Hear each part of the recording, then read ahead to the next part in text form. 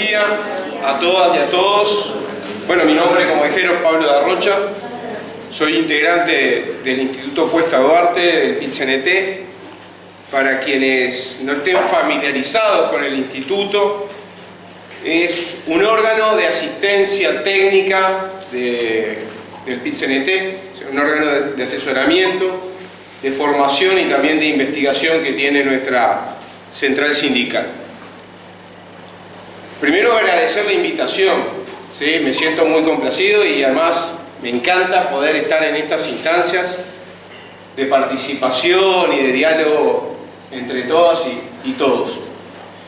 La excusa para venir hoy es hablar un poco de la negociación colectiva, y la negociación colectiva particularmente dentro del sector público. Yo traje muy pocas láminas porque me interesa mucho más charlar con ustedes y lograr un intercambio en un tema que en buena medida me gustaría que todos lográramos familiarizarnos, porque tiene una larga data y es trascendente para nada más y nada menos que el Poder Judicial. Y ahora vamos a tratar de entender esto. Como excusa, les voy a mostrar simplemente alguna información para adelantar. Este es un gráfico que nos permite observar cuál ha sido la trayectoria del salario real a lo largo del tiempo, ¿sí? De hecho, desde que contamos con estadísticas. Una cosa que es importante es ¿qué entendemos cuando hablamos de salario real? Yo siempre digo, e insisto en esto, todos los que estamos aquí sabemos que no es tan relevante la cantidad de dinero que tenemos en el bolsillo, sino que lo que verdaderamente importa es lo que podemos comprar, lo que podemos consumir con ese dinero. Y eso, en buena medida, se explica por los precios de los bienes y servicios que nosotros consumimos, al punto que nosotros podemos mantener fija la cantidad de dinero en nuestro bolsillo, que puede variar nuestra capacidad de compra por el simple hecho que cambien los precios. Si suben los precios, nuestra capacidad de compra va a caer. Puede suceder, como está sucediendo, que los precios caigan, y eso supondría que nuestra capacidad de compra aumente.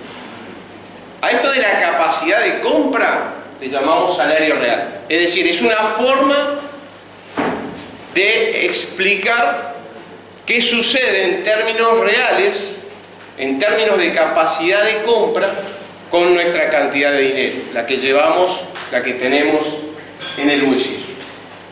Y este gráfico nos permite, bueno, primero ver que estamos poco lejos de lo que supimos tener en otras épocas,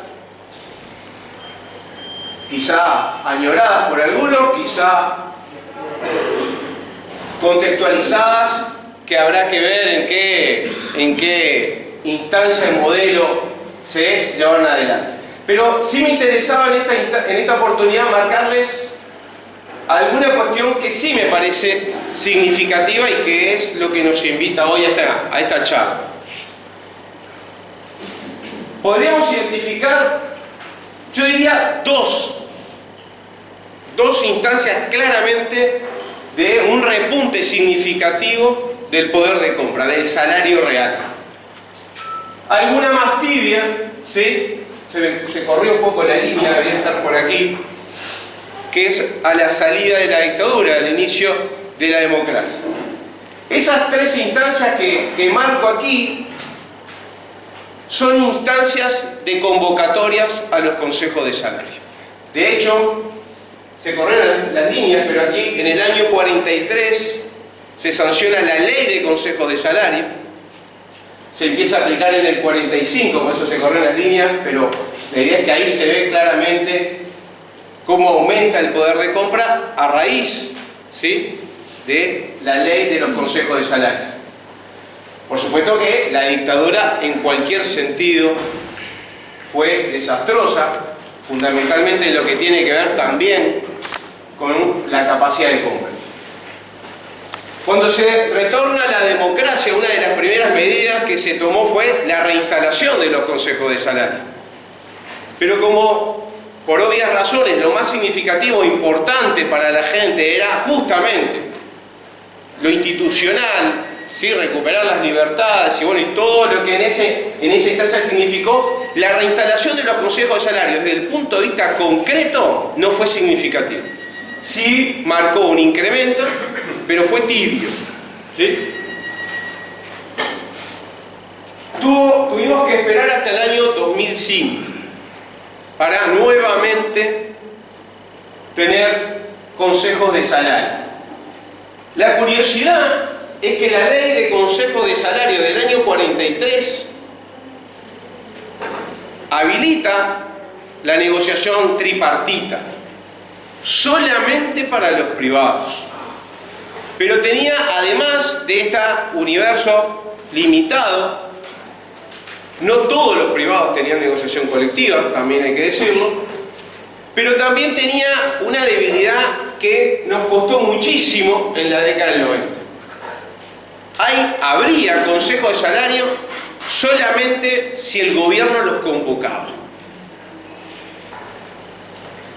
Por lo tanto, en los 90 no hubo violación de la ley, por así decirlo. O sea, no es que no se haya convocado porque se violentaba la ley, sino que en el amparo de la ley, ¿sí?, no se convocó. Y el hecho de no convocar significó no haber negociación colectiva, y esa no negociación colectiva implicó que en esos años prácticamente el poder de compra se mantuvo prácticamente congelado. Lo interesante quizá para decir de la década del 90, en términos no del salario real, que como ven está prácticamente estancado, es que el crecimiento de la economía en nuestro país fue superior a 60%. O sea, mientras la economía creció un 60%, el poder de compra un 5%.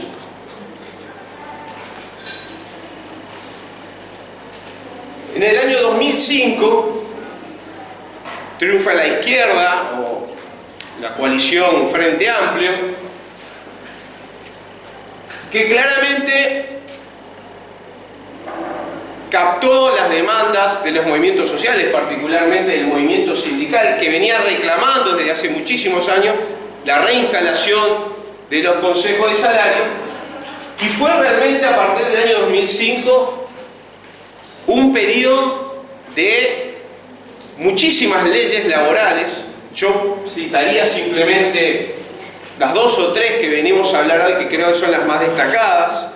Una, que es el pilar fundamental de la negociación colectiva. No hay manera de poder ejercer la negociación, la defensa de los derechos de las y los trabajadores sin libertad sindical. Por lo tanto, una de las primeras leyes que se sanciona es la ley de libertad sindical. Curiosamente, la segunda ley que se sanciona es la ley de negociación colectiva para el sector público, la 18.508. Digo curiosamente porque cualquiera, en función de que la ley de consejo de salario solamente era para los privados, no esperaría que la primera, ya con cierto grado de acumulación, fuese la que se sanciona primero. Pero no, fue la de los públicos. Muy poquito meses después llega la de los privados, la 18.566.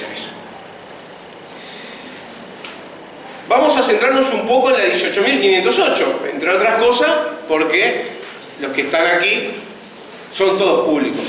Sí, creo que sí.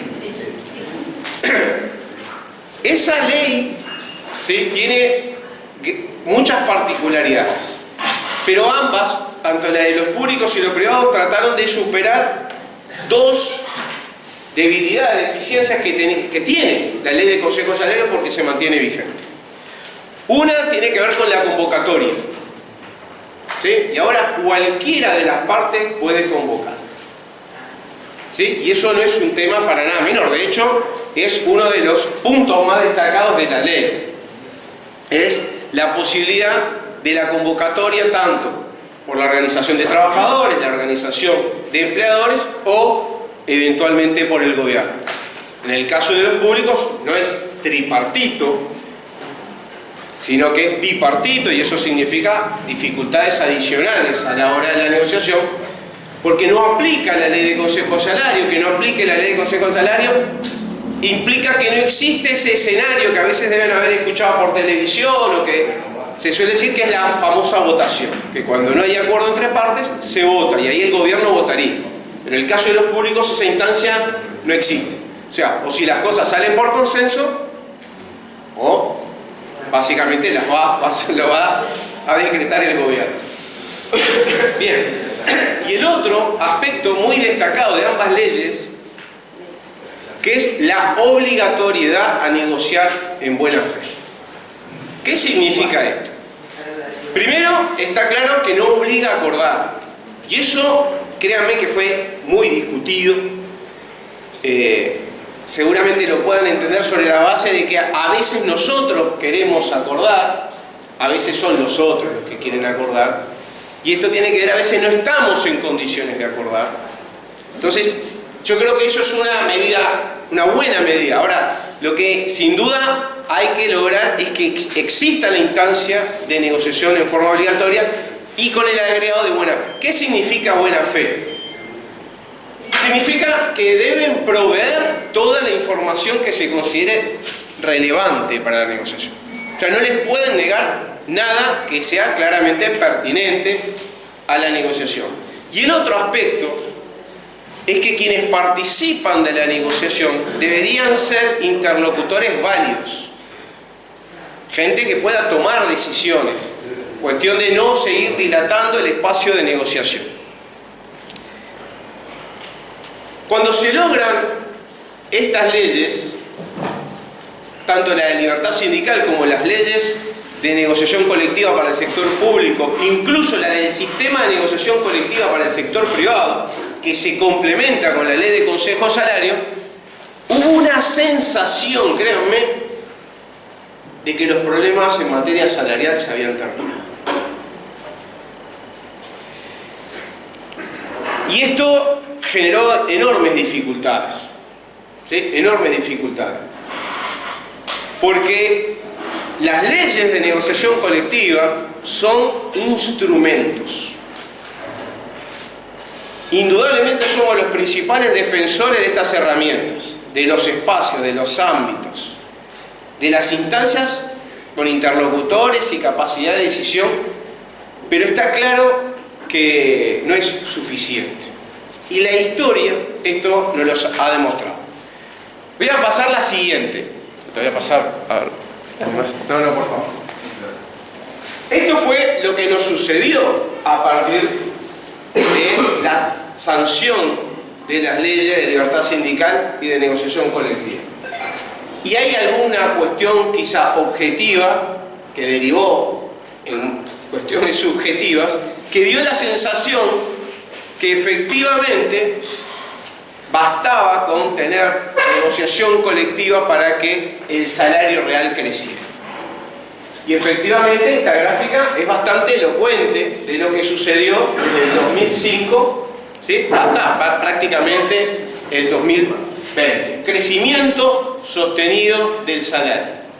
Lo curioso, en términos comparados, es que quizá la expansión económica medida a través del Producto Interno Bruto de estos años fue similar a la de los 90. ¿Sí? Más del 70%. Sin embargo, como pueden ver en este gráfico, el crecimiento del salario ha acompañado bastante esa tendencia. ¿Sí? Por eso se solía anunciar que era una etapa de crecimiento con distribución, a diferencia de los 90, que se hablaba de crecimiento con concentración. ¿Sí? Esa es una característica destacada, sin ninguna valoración personal en este caso. ¿Sí? De hecho, tal es así que si uno quisiera referirse a otros indicadores vinculados a la concentración del ingreso o indicadores sociales darían cuenta de esto. El índice de Gini, que es el indicador por excelencia que se utiliza para medir la concentración del ingreso, o de alguna manera cómo se distribuyen, mejoró significativamente.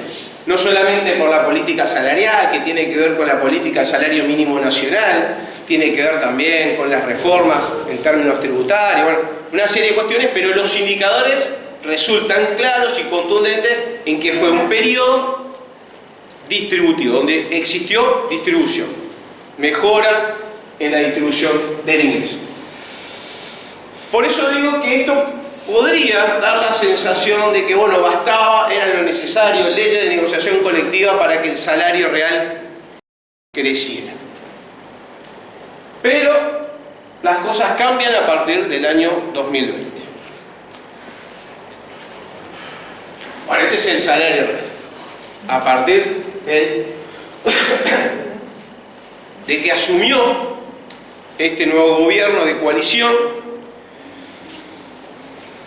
un gobierno que cuando asume, algunos recordarán, estaba en tela de juicio la continuidad de los consejos de salario.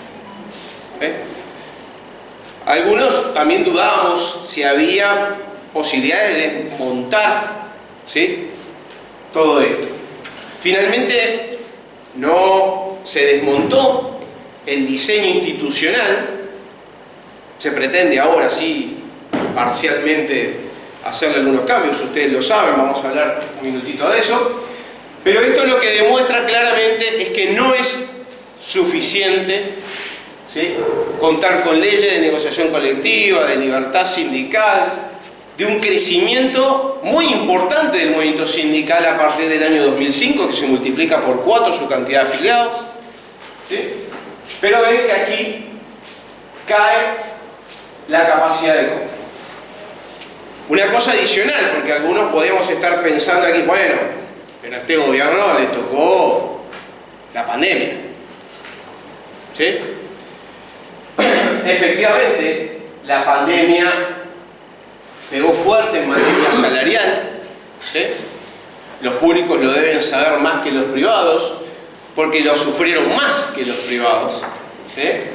De hecho, cuando se definen las pautas salariales de este nuevo gobierno, hay una pauta para los privados que implicó un ajuste de un 3% en el año de enero de 2020 para ubicarnos, y a los públicos nada. Eso significó para los trabajadores privados en ese año una caída de su capacidad de compra del orden de 4,2% para el 80% de los trabajadores privados. Para otros fue más de los privados. De hecho, hay trabajadores privados hoy que van a seguir perdiendo salario y que van a tener que esperar hasta la próxima administración para alcanzar los niveles de compra que tenían en el año 2020. Al resto, que hoy está discutiendo la 10ª ronda de negociación colectiva, va a tener que esperar al final de esta administración para volver a tener los niveles de poder de compra del año 2020. Pero a los públicos en el 2020 no se les dio nada. Y eso significó una pérdida en ese año de 7,96%, casi el doble que los trabajadores privados. Esto es un promedio de públicos y privados. ¿Sí? Pasamos simplemente. El salario real cayó desde entonces, ¿sí?, durante estos 3 años, 2020, 2021, 2022. Y se espera en el 2023 que crezca un 3%. Quizá no se aprecia, ¿sí?, pero aquí lo que estamos tratando de mostrar es qué sucede con el Producto Interno Bruto, con la generación de riqueza del país. Efectivamente, con la pandemia hubo una caída significativa significativa de la actividad, ¿sí? Más de 6 puntos. Pero ustedes saben bien, porque por supuesto este gobierno se ha caracterizado porque si hay algo que salió bien, lo suele difundir. Y se destacó por ser uno de los países que rápidamente, ¿sí?, prácticamente recupera, ¿sí?, esa famosa B corta que decían de una fuerte caída, bueno, pero una rápida recuperación. Fíjense que cayó 6,10 y el otro año 5,3% de crecimiento. Pero el año 2022 4,9%. Y está previsto que este año crezca 1,13%. Puede llamar la atención este 1,3%. Pero claro, este gobierno también dice que además de la pandemia le tocó la crisis hídrica, que tuvo un fuerte impacto en las cuentas públicas del orden de 1.800 millones de dólares, son cifras importantes. Entonces, cuando se estimaba una tasa de crecimiento del 3%, ¿sí?, hoy se habla de 1,3%. Pero se espera, inclusive 2023, 2024 y 2025, un crecimiento del producto de más de 8 puntos. Entonces podemos ver una trayectoria totalmente divergente de lo que es la generación de riqueza y lo que le sucede al salario. ¿Sí? Quizá hay algo que ustedes lo saben bien, a veces se dice y la gente lo confunde, aunque en la práctica no lo confunde. Uno no recupera lo que perdió. Uno lo que hace es vuelve a los niveles que tenía. Pero lo perdido, perdido está. Lo que no se recuperó, en ese momento lo que no se tuvo, la capacidad de compra que no se tuvo, nadie te la devuelve. Lo que no pudiste comprar en ese periodo, no lo pudiste hacer. Yo siempre digo, sin exagerar, que para muchas personas, ¿sí?, ir de una punta a la otra significa sobrevivir. ¿Sí? Eso es lo que hay que entender. Lo que se pierde no se recupera. Lo que se hace es, se retorna a los niveles de compra que se tenían cuando se realizan esos ajustes. Curioso, ¿no? Porque también en términos del PIB per cápita, ¿sí?, vemos que crece significativamente, ¿sí? Hubo, por supuesto, una caída en el 2020, pero no rápidamente, son procesos de recuperación. ¿Qué quiero decir con esto? No alcanza con que las condiciones materiales objetivas, o sea, con que la economía crezca, ¿sí?, para decir va a crecer el salario real. ¿Sí? Por lo tanto, hemos tenido periodos de expansión económica donde el salario real no se modificó. Uno podría decir, bueno, nos faltan los marcos institucionales para que haya mejora en el salario. Y ahora vemos que no son suficientes los marcos institucionales para que el salario real crezca.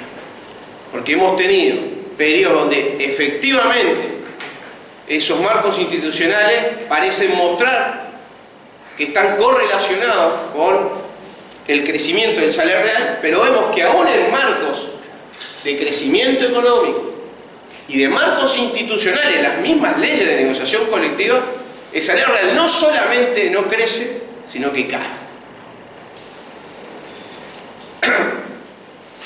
En economía en general, donde muchas veces escuchamos no existiría la política sin la contradicción, bueno, no existiría la economía sin el concepto de escasez, donde nos obliga a tomar decisiones en función de algunos criterios. En materia de negociación colectiva, a mí siempre me gusta ubicar esto, ¿no? Es, ¿qué define entonces la trayectoria del salario? ¿Sí? Y entonces, aquí, ¿por qué estamos aquí convocados? Entre otras cosas, ¿por qué me invitan aquí? Porque además parece que el tema parece adelantar la respuesta. Y es que cuando uno va a los espacios de negociación colectiva, a ese espacio institucional, incluso puede venir respaldado con la objetividad material de decir que, bueno, hay expansión económica, hay crecimiento del producto, hay crecimiento sectorial, hay contribución de los trabajadores en la explicación de la trayectoria, del crecimiento, de la productividad, lo que quieran. Nos vamos a encontrar, nos vamos a chocar con un muro en la negociación colectiva. Porque la síntesis de la negociación colectiva, que se puede traducir en un convenio, no es el resumen de quién tiene la razón, ¿sí? No es aquel que vino munido de más asesoría técnica, porque lleven a los mejores técnicos, no les va a ir mejor. Y yo siempre digo, ustedes pueden ir con el mejor equipo técnico, asesoría jurídica, económica, que si no tienen trabajadores organizados, no va a haber síntesis en convenio. Y de la misma manera podría decir, siempre lo digo, un poco en forma caricaturesca, pero siento que es así, que podrían ir de bermuda, de chancleta, sin ningún técnico, pero si afuera tienen 10.000 trabajadores y trabajadoras organizadas, no hay patronal, ¿sí?, que pueda dirimir en otra dirección. Por lo tanto, un convenio colectivo es la síntesis, sí, de la negociación colectiva. Pero un convenio colectivo lo que va a terminar reflejando es el grado de correlación de fuerza de las partes. Lo que uno tiene que hacer es aprovechar la coyuntura, ¿sí?, para en todo caso generar correlación de fuerza. Va a ser la correlación de fuerza la que resuelva esta cuestión. En materia de ley de negociación colectiva para el sector público, tenemos 3 niveles. La ley es clara, ustedes seguramente la conozcan. Un primer nivel que se llama el Consejo Superior, ¿sí? Consejo Superior es una convocatoria no a negociar, sino en todo caso a establecer los marcos entre los que nos vamos a desenvolver. En esa convocatoria van los representantes del movimiento sindical de los distintos subsectores que la componen. En general participamos 8 ahí. Tenemos un representante del secretariado ejecutivo, por así decirlo, pero después viene un representante de COFE, un representante de la Mesa Sindical Coordinadora de Entes, de las empresas públicas, de la Intergremial Universitaria, de la Educación, por supuesto del Poder Judicial, de la Federación Nacional de Municipales, es decir, toda la representación que de alguna manera también refleja cuál era la estructura organizacional previa, ¿sí? Por otro lado vienen autoridades de gobierno, vienen autoridades obviamente del Ministerio de Economía y Finanzas, de la Oficina de Planeamiento y Presupuesto, ya. Pero básicamente ahí tenemos una puesta a punto de temas generales que nos atraviesan y a partir de ahí se habilitaría la negociación a segundo nivel. Segundo nivel son la negociación por rama de actividad. Entonces, por un lado, irá la representación de COFE, por otro lado de la Mesa Sindical Coordinadora de Entes, por otro lado de la enseñanza. Y tenemos, siempre le hemos tenido, Pablo lo sabe bien, un limbo complicado en todos los organismos que tienen autonomía. Hay 2 que se explota, ¿no?, que llaman la atención. Uno de ellos es el Poder Judicial, ¿no? Siempre los poderes se paran frente al otro y dicen: vos no sos quién para decirme lo que tengo que hacer. ¿Sí? El Poder Legislativo no le va a decir al Poder Judicial lo que tiene que hacer, el Poder Judicial no le va a... Eso lo tenemos siempre. También pasó con los gobiernos departamentales.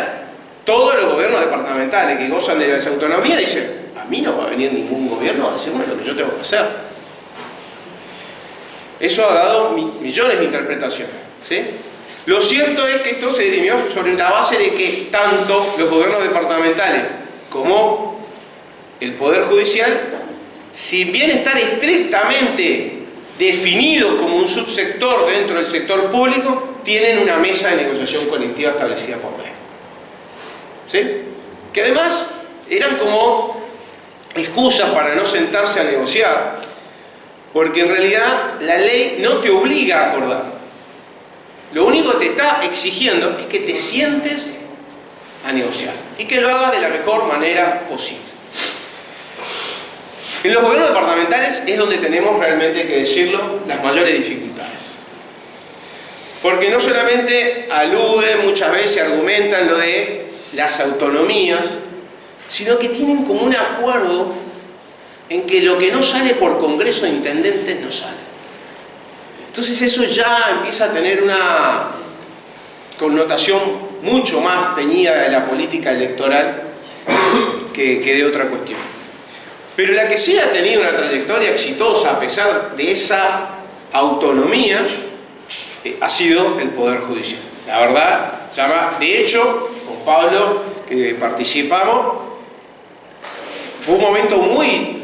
A mí particularmente me llamó la atención, capaz que ustedes están bastante más acostumbrados, pero las autoridades de gobierno, sobre todo las del Ministerio de Economía y Finanzas, estaban muy sorprendidos porque el presidente de la Suprema Corte de Justicia estaba sentado, no solamente estaba sentado en ese ámbito, sino que además parecía que estaba sentado del lado de los trabajadores, porque argumentaba a favor de los trabajadores en ese caso. Y eso llamó mucho la atención a las autoridades de gobierno.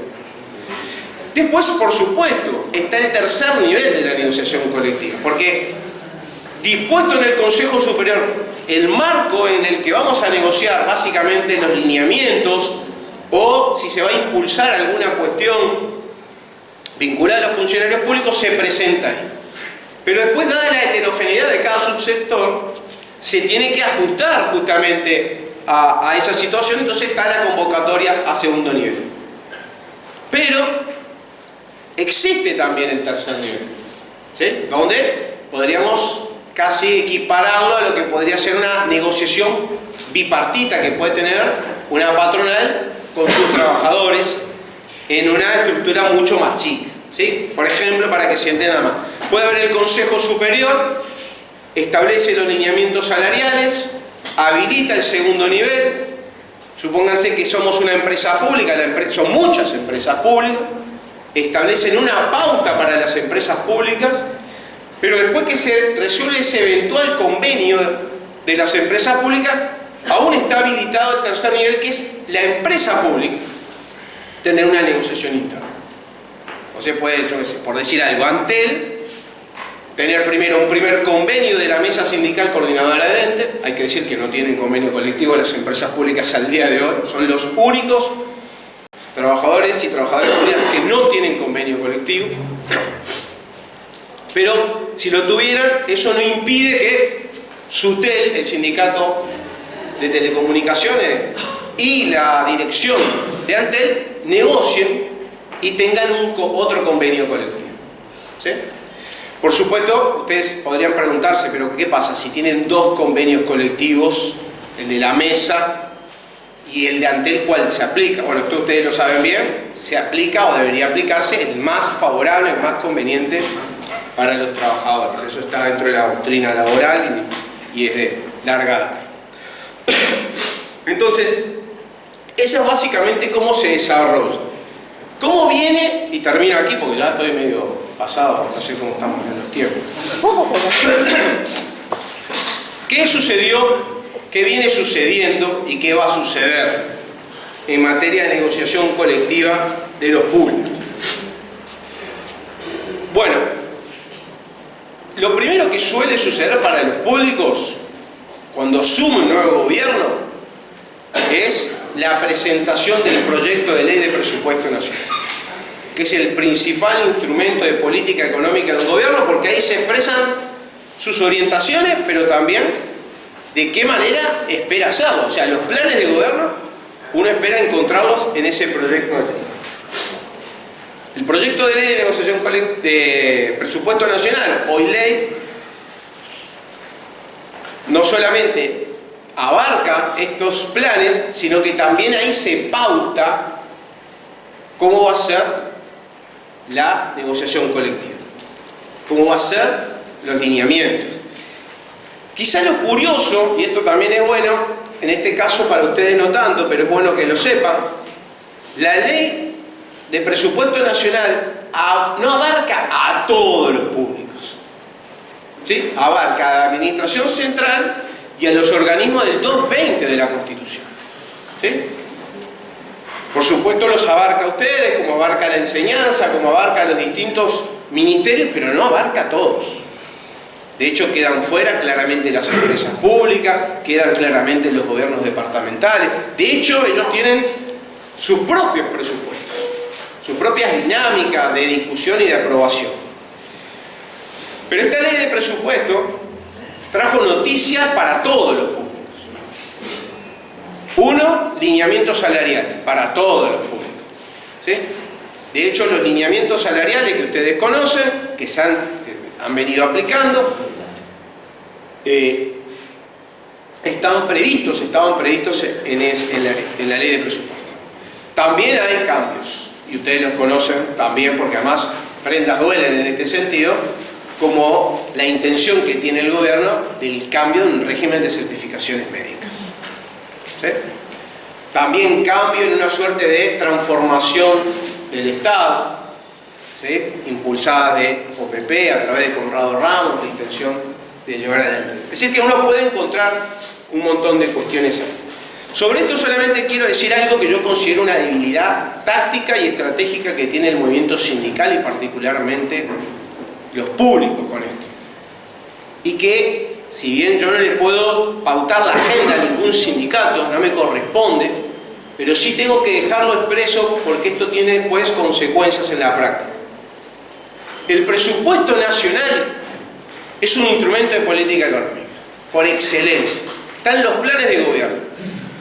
Pero no sé quién, ni cómo, ni cuándo, generó la creencia en el imaginario colectivo que esto es un problema de los públicos, que esto solamente afecta a los públicos, que esto es un tema que solamente se tienen que preocupar los funcionarios públicos, porque ahí está su salario, ahí están sus reivindicaciones, y esto es un error.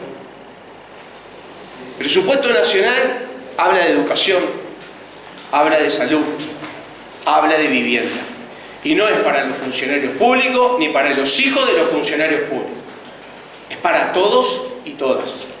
La inversión está en el presupuesto nacional y no es solamente para quienes recorren las rutas o van a determinados, es para todos y para todas.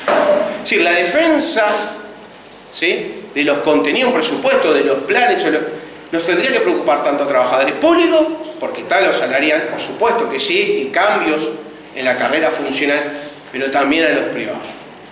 Entonces nos queda la situación de que cuando parece que la reivindicación es sobre algo del presupuesto, bueno, que vayan los públicos. Y que los privados, cuando pasan, los privados en otro lado. Eso es un problema, porque si yo ahora vuelvo al primer punto, que es el que vengo casi como mi tesis final, yo les puedo hablar de qué ha pasado con el producto, qué va a pasar con el producto, cómo se expresa en términos distributivos, con indicadores sociales, con leyes, esto y lo otro, pero cuando termino diciendo que aquí lo importante es la correlación de fuerza, está claro que si mañana, por una reivindicación, por materia educativa, por lo que pasa en el Poder Judicial, por lo que pasa en la salud, salimos todas y todos, trabajadores públicos, trabajadores privados, es más, el presupuesto nacional trasciende al trabajador, sea público o privado. Entonces, eso también forma parte de nuestra agenda. Los lineamientos, y termino, porque bueno, después habrá espacio de preguntas, ese tipo de cosas, ustedes saben, a partir del 2020 asume un nuevo gobierno, hay una nueva ley de presupuesto vigente a partir del 1 de enero de 2021. El gobierno decidió que como el poder de compra de los funcionarios públicos, que son unos privilegiados de esta sociedad, ya estaba alto, no iban a haber ningún ajuste en el 2021, ninguno. Por lo tanto, todo el aumento de precios que hubo durante ese periodo, casi 8 puntos, fue la pérdida de capacidad de compra del funcionario público. No todo era malas noticias para el gobierno, porque dijo, quédense tranquilos y tranquilas, que a partir del año 2022 vamos a iniciar un proceso de recuperación salarial, que al finalizar la administración van a recuperar todo lo perdido. Ese era el anuncio en el artículo 4 de la ley de presupuesto. Pero claro, había una novedad que es importantísima traerla aquí. Luego desde el año 1937 tenemos estadísticas oficiales, medimos el IPC, ¿sí? Y desde ese entonces utilizamos el IPC para medir la inflación, y la inflación para medir la capacidad de compra de los salarios, por ejemplo. Bueno, este gobierno en el año 2021, en la ley de presupuesto, se le ocurrió, pero que al público no vamos a utilizar más el IPC. Vamos a utilizar el índice medio de salario real, además del gobierno central. No ni siquiera el índice medio de salario, que ya el promedio me molesta un poco, del gobierno central, no ni siquiera de mi unidad, por así decirlo. ¿Qué significó eso? Significó que cuando la pérdida salarial medida por IPC, que es como se debería medir, como se debe medir y como de vuelta se está midiendo, significa 7,96. Pero medida por el índice medio de salario del gobierno central, al gobierno le da 2,9. Por lo tanto, tuvimos que instalar una negociación bipartita donde el rango de negociación, por decir rango de negociación, era 2,9, 7,96. Vaya rango, ¿no? Por suerte, o no por suerte, digo por suerte, fruto de la negociación colectiva, fruto del grado de correlación, fruto de la posibilidad de lograr instalar una agenda de acción en unidad, prácticamente todos logramos romper ese criterio del 2,9, no logramos, como siempre, el máximo nivel de satisfacción, porque fuimos a buscar un 7,96 y lo que logramos fue un 6. ¿Sí? Fue un 6. Fue durísimo esto, no a todos les fue igual, ¿sí? Yo creo que, bueno, los que seguro tienen garantizado y no condicionó ese 6, creo que son ustedes. La enseñanza fue la que logró un poquito más, porque además jugó una ficha también en el 2025. Otros que además apuraron, condicionaron su crecimiento salarial al crecimiento del producto. Y bueno, y lamentablemente el año 2023 les va a costar un poco más caro esa situación. Pero bueno, la negociación colectiva es eso. Uno cuando se llega a la negociación colectiva, y está difícil pararse en los pedales y decir, bueno, yo vengo por todo o nada. Esa situación, porque también hay que verlo en contraste, es un poco la que está atravesando la mesa sindical coordinadora de ente, que se paró fuertemente en los pedales y no tiene convenio colectivo. Y en la medida que no tenga convenio colectivo y suceden cosas como vienen sucediendo, el escenario es más complejo. Tenemos el cronograma ya hecho acá, ¿sí? O sea que ya tenemos el proceso gradual de recuperación de poder de compra o de mejora de salario en concepto de recuperación para alcanzar los niveles previos ahí. Ahora bien, y termino como dije, el convenio colectivo, los convenios, la ley de negociación colectiva incluye cláusulas de prevención de conflicto, cláusulas de paz. Ese tipo de cláusulas lo que nos limita, nos restringe, es a tomar acciones sobre lo acordado. Claro, pero no sobre el no acordado. Lo que está acordado ahí, ¿sí? Y lo pongo así, más allá de las características, es la recuperación. O sea que yo mi pauta de recuperación la fijé en un convenio. Ahora, nada quita, y digo porque hay organizaciones que están reivindicando esto, y lo colocamos en el Consejo Superior, que aún así ustedes no puedan exigir más de lo que mejora. Como siempre, ¿qué se va a necesitar? Lo van a discutir política y colectivamente, sabiendo que hay elementos, primero, objetivos, hay crecimiento del producto que lo auspicia, ¿sí? Tenemos crecimiento del empleo, ¿no? Que es de lo que se vanagloria el gobierno de haber alcanzado los niveles de empleo superior a los pre-pandemia, aunque los niveles salariales se ubiquen aún por debajo. Lo señalo porque hay muchas organizaciones sindicales que dicen, bueno, pero nosotros ya tenemos convenio colectivo, nosotros no podemos pedir más. ¿Sí? No. Lo que no podemos hacer es alterar lo acordado. O sea, yo no puedo por recuperación, si pedí 2, mañana pedir 3 por recuperación. Ya dije 2, voy con 2. Pero sobre ese contexto, ahora, reivindicar, incorporar elementos adicionales, sobre todo aquellos además que gozan de autonomía para hacerlo, nunca es algo que no se pueda ejercer. Lo señalo porque van a encontrar, pero pará, no voy a comer, la enseñanza no tiene convenio colectivo y está reclamando aumento salarial, esto no va a tener problema. Digo, lo aclaro porque viene por aquí.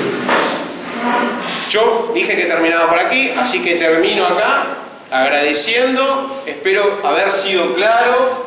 Por supuesto no traje buenas noticias, nunca traigo buenas noticias, no es mi plan tampoco traerlo porque mi posición siempre es la fácil, yo soy el técnico, por lo tanto yo siempre estoy un pasito atrás, los que salen a la cancha y dan la pelea son ustedes, así que si salen las cosas bien en la negociación colectiva, nunca es responsabilidad de los que estamos acá, es responsabilidad de lo que es de ustedes.